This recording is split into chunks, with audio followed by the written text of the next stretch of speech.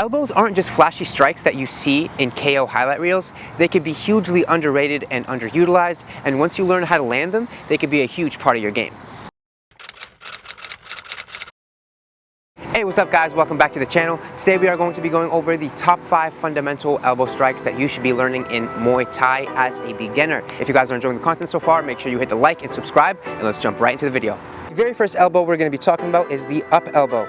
Now, we're going to be landing with the points of our elbow or with the bottom half of our forearm. From the high guard, we're going to simply lift one of our elbows up and bringing it back down. As you guys can see, I also brought a step out with my leg. This is great for closing the range, closing the distance, either right side or left side. Watch my hands. As I'm doing the up elbow, they're staying close to my head. It's almost like I'm combing my hair and I'm bringing it back down. Everything stays tight with the up elbow, coming straight across, coming straight back. My shoulder is also going to be protecting my jaw, right? So when I throw the up elbow, I don't want to leave my chin exposed like this, right? Whenever you throw it, make sure that your chin is protected by your shoulder, and when you come back down, you can reset back to your fight stance. This is great for splitting someone's guard, right? So imagine someone has a nice high guard from here, maybe your hooks aren't landing, maybe your body shots aren't landing. A great way to slip in between the forearms of your opponent is by using this up elbow. Next up, we're going to be talking about the side elbows. Now, from the stance, this time our elbow is going to be moving in horizontal motion, moving from side to side, just like this. The side elbow carries a huge amount of power, right? So no matter where you land this, either the side of the face, the head, even the forearms of your opponent, it could cause a lot of damage. So make sure that you guys are using leverage, also churning your hips and your shoulders, right? With the side elbow, it's kind of like a hook. The motion is kind of like a hook, except that you're keeping your arm kind of in like a chicken position as you're doing it, right? So arm tight to your body and pretend like you're throwing that lead hook or that rear hook. Use that leverage, use that momentum from your shoulders and hips to help you churn and to help you transfer all the more power in your strike. Next up, we're going to be talking about the diagonal elbow. Now, this elbow is similar to the side elbow, except it's going to be coming from a 45-degree angle, angling from up to down. This one is more of a slicing motion. These elbows can be extremely useful as a taller fighter. You can imagine your opponent's head right here, maybe in a clinch. A lot of leverage can be used from this up to down motion, whether again you land with the tip of your elbow or with other parts of your elbow or in your forearm. Using these slicing diagonal elbows causes a lot of damage and could be a great tool to use.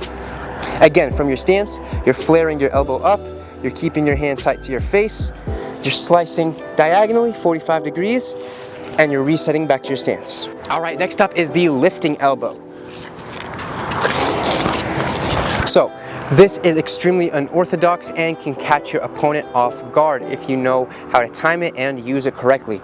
Just like the up elbow, you're going to be coming down to up, but this time you're going to be landing with a different part of your elbow. It's primarily the lower side of your tricep and the lower tip of your elbow, right? So when you're throwing these, you're coming straight up.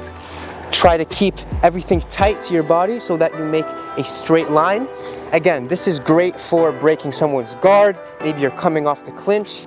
You create a little bit of distance. It's a great way to catch your opponent off guard and to also score points.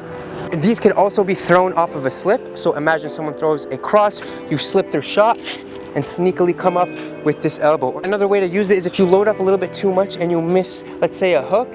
A way to recover is to come up with that elbow, right? Or you miss a big overhand, you step through, and then you throw that elbow coming up the middle. Super sneaky, and it can be a great way to catch your opponent off guard. Last up, we have the spinning elbow. This elbow can be considered a bit flashy, depending on your skill level, but it really just depends on the timing, the aggressiveness of your opponent, and how quick you can set it off. Now, with the spinning elbow, we are going to be taking a step out with our legs, creating an angle, right?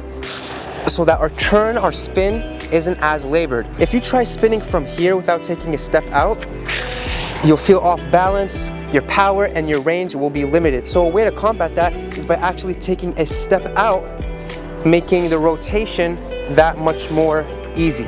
So when you're throwing your spinning elbow, step towards the direction you're spinning to help you with your balance, to help you with your power and to help you with your leverage. If you want to throw a spinning elbow with your left leg from the orthodox position, you're going to have to step forward with your right leg, taking a step towards the left.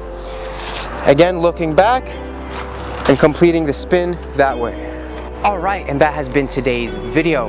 Which one do you prefer or use more often? I'd love to know. Make sure you leave a comment down below. I recently also launched an MMA Atlas Discord channel where you guys can gain exclusive content and also drop training videos of your own where you guys can get critiqued and get some helpful tips and advice from myself and other members of the community. If that sounds like something you're interested in, I'll also be linking that down below in the video description. And yeah, that has been today's video, guys. Thank you so much again for watching, and I'll catch you on the next one. Peace.